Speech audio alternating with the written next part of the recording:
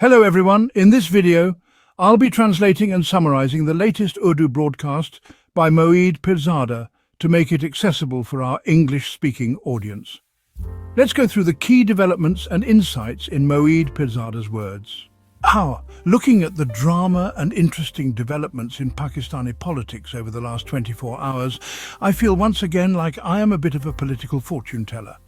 Because I'd already said that the Islamabad High Court judge would go on leave, and that is exactly what happened. The judge has disappeared, and as a result, the hearing in the Al-Qadir trust case involving Imran Khan and Bushra Bibi could not take place. At this moment, Imran Khan's sister, Alima Khan, held a very emotional and angry press conference standing beside Khyber Pakhtunkhwa's Chief Minister Ali Amin Gandapur and many others. Her tone was filled with anger, frustration, and a sense of helplessness. She said the real traitors are those who keep spreading news that Imran Khan's release is imminent, which she believes is a tactic to derail the movement and protests supporting Imran Khan.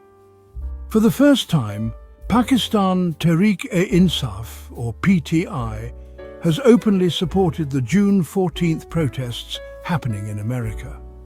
On the other hand, we observe that key international figures are making statements that strengthen the Pakistani military regime, the Sharif Zardari Asim establishment. For instance, CENTCOM head General Michael Kurilla praised Pakistan in front of the Armed Services Committee, saying, "Pakistan has been a fabulous partner," and credited it for its role in counter-terrorism. At the same time, S. Kumar, an academic of Indian origin nominated by the Trump administration as Assistant Secretary of State, gave a testimony to the Senate Foreign Relations Committee that had a very different tone.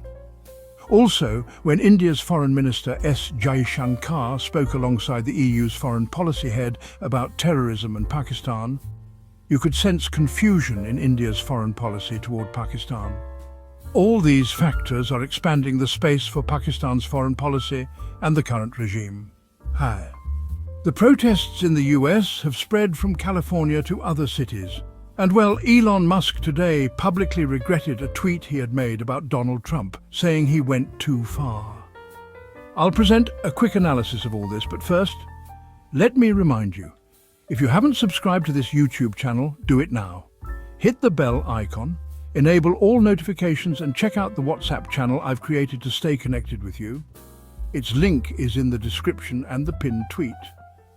Over 300 people have already joined, which helps us bring this program to you.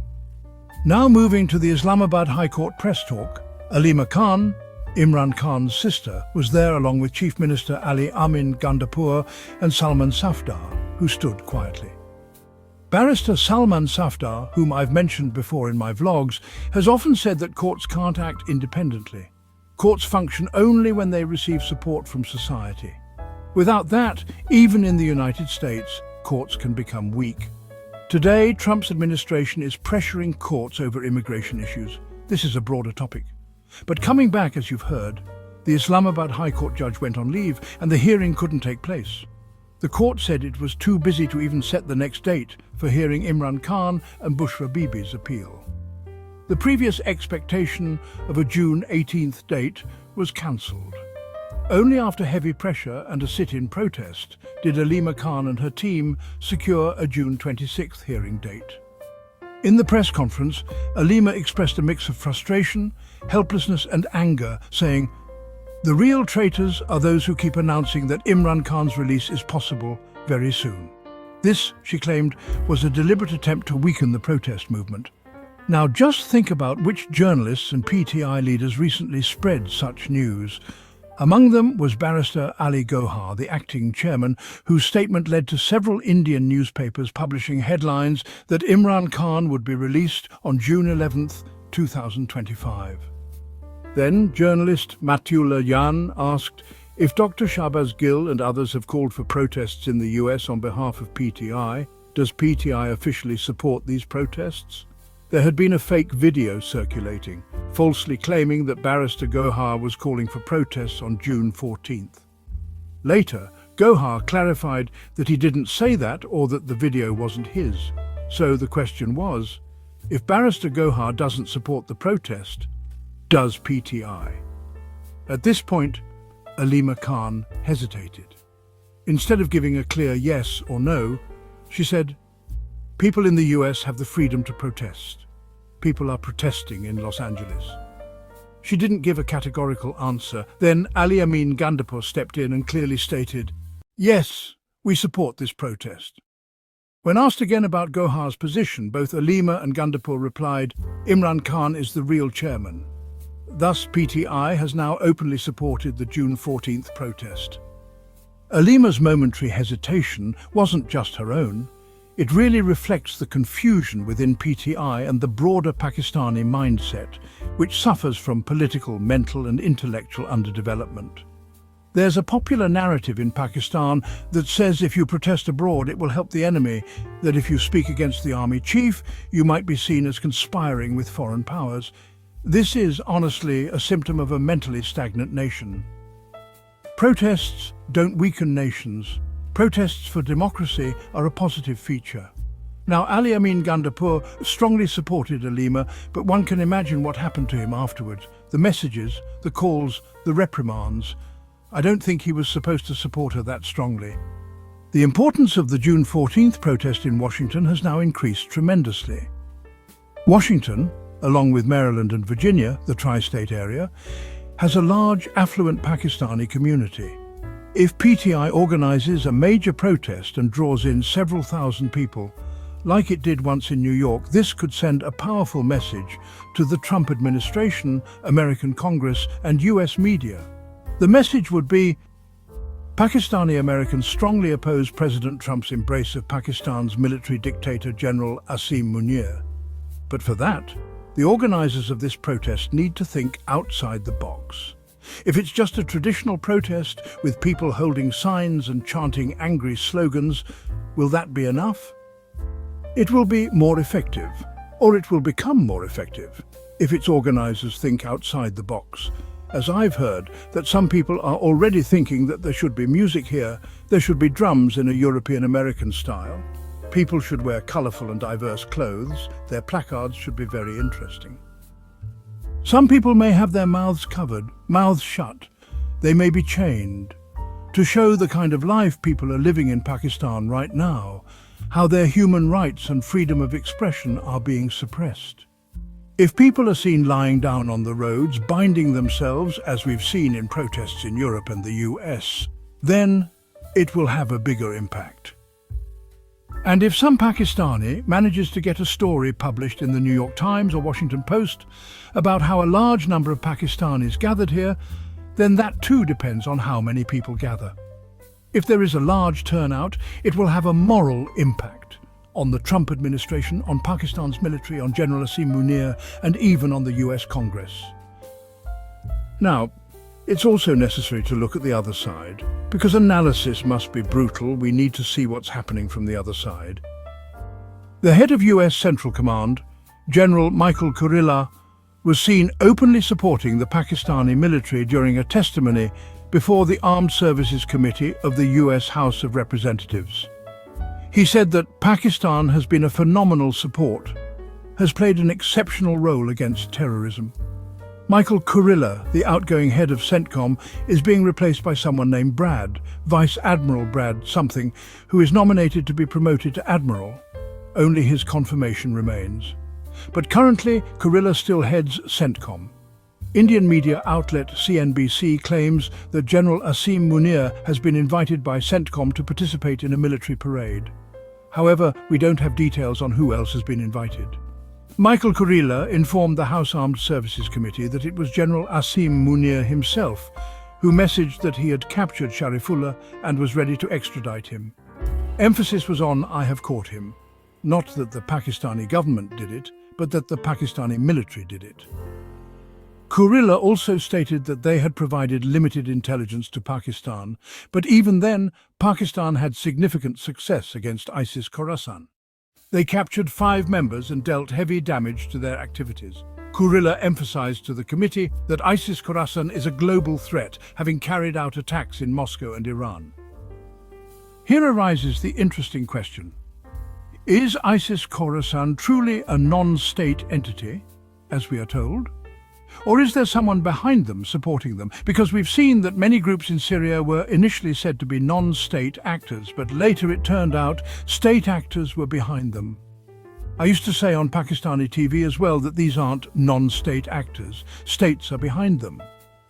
Later, the same groups used to topple Bashar al-Assad's government were cleaned up, given suits, trimmed beards and cologne, and then engaged by Western intelligence agencies and governments. So, who is behind ISIS Khorasan? Who is using them in their large global strategic agenda?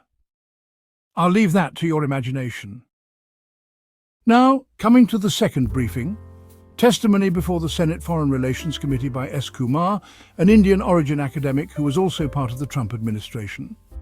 He has been nominated as Assistant Secretary of State for South and Central Asia. In his testimony, he praised Marco Rubio and J.D. Vance for playing a role in preventing a major war between India and Pakistan. He said that if confirmed, he would work hard to improve the US-Pakistan security relationship as it is in America's best interest. This is interesting because S. Kumar had earlier written books and articles blaming Pakistan heavily for terrorism in South Asia. It was expected that he would lead a strong policy against Pakistan. But in this testimony, it seems that he has softened his stance in light of changing geopolitical conditions. That's an important thing. When contexts change, so do positions. Tenny Briefs was asked again during the briefing whether Donald Trump would play a role in Kashmir. Pakistani newspapers blew this out of proportion. I've read the entire transcript of the Quanda. She did not make any commitment on Trump's behalf. She said she couldn't speak for the president, but that he has taken bold steps in the past, like bringing India and Pakistan to the table. She didn't even mention Kashmir explicitly, only hinted at progress. The significance is this. People say that in the past 1 to 1.5 months, Trump has mentioned Kashmir and India-Pakistan relations 11 times. The dehyphenation India had worked on is being undone by Trump. He praises Pakistan and brings up Kashmir, which embarrasses Delhi. It pressures India's foreign policy. On the other hand, unrealistic expectations build up in Pakistan, with people thinking that US mediation might result in territorial exchange in Kashmir, or that India might listen to Pakistan, or that UN resolutions might gain traction, and Pakistan might get part of Muslim Kashmir, if not Jammu. Let me be clear. Nothing of the sort is going to happen. Don't stay in this delusion. Any mediation that happens will only lead to pressure on Pakistan to turn the line of control into an international border. That would mean Pakistan formally integrating Azad Jammu and Kashmir and Gilgit-Baltistan into its provinces. Very few Pakistanis understand what has happened since the Shimla Agreement of the 1970s. After Shimla, Prime Minister Zulfikar Ali Bhutto administratively separated Gilgit-Baltistan from Azad Kashmir, even though both are parts of the princely state of Jammu and Kashmir. Azad Kashmir's area is around 4,500 square miles, while Gilgit-Baltistan's is around 26,000. Out of the 84,000 square miles of the princely state, Pakistan got about 31,000, most of which is Gilgit-Baltistan. It has now been given state-like administrative status. The real issue left is Azad Kashmir. The pressure will be for Pakistan to formally accept them as its own territories. That is the end game. That's what Western institutions and think tanks are pushing for. Now, Indian External Affairs Minister S. Jaishankar's positioning adds to the confusion. When standing with the EU's foreign policy head, he says that India's struggle is not against a state, but against terrorism. This statement left even the EU official puzzled. India's foreign policy regarding Pakistan seems to be in a state of disarray and confusion. It will need serious effort to establish itself on a new footing. Right now, all we see is fragmentation. In the US, protests that began in California are spreading across the country. It's a big challenge. California Governor Gavin Newsom had already said Trump is just creating a spectacle. I've read the statements carefully by the LA police chief, the police and the mayor. They said they were fully capable of handling the riots. The deployment of National Guard and federalization has only created more problems for LA police, communication issues, and encouraged more protesters. That's why protests are spreading. But Trump doesn't seem bothered. He actually wants this kind of spectacle because it fuels his Make America Great Again campaign. Factually, Biden and Obama deported more illegal immigrants than Trump. But Trump creates more sensationalism, and he politically benefits from it. So Elon Musk recently tweeted a regret over how far he went in his comments against Trump.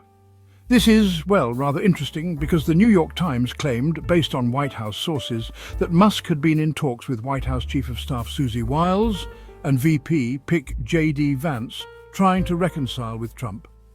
There's mutual interest in resolving the rift. Republicans are worried, and California's tech industry wants it fixed too. Why? Because Musk is concerned that SpaceX's federal contracts might be at risk. Tech companies stand to lose, Musk stands to lose. Republicans fear losing Musk's $100 million in promised donations before the midterms. They also believe Twitter helped in the last election, and if Musk turns against them, it could hurt their chances. So far, Trump hasn't responded, but efforts are ongoing to reconcile with Musk.